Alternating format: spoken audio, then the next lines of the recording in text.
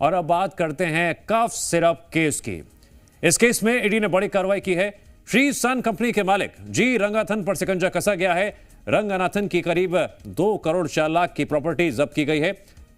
संपत्तियों से चेन्नई स्थित 2 आवासीय फ्लैट भी शामिल है।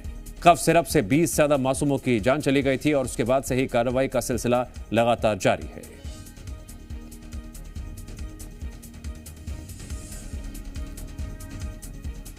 कफ सिरप मामले में आज की कार्रवाई का सबसे बड़ा अपडेट यह है, श्री सन कंपनी के मालिक जी रंगनाथन पर शिकंजा कसा गया है।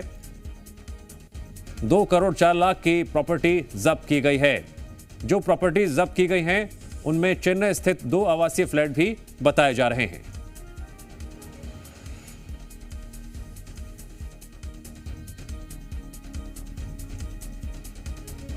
कफ सिरप मामले में कार्रवाई का दौर लगातार जारी है। 20 से ज्यादा मासूमों की मौत हो गई थी और उसके बाद कई सवाल उठे थे।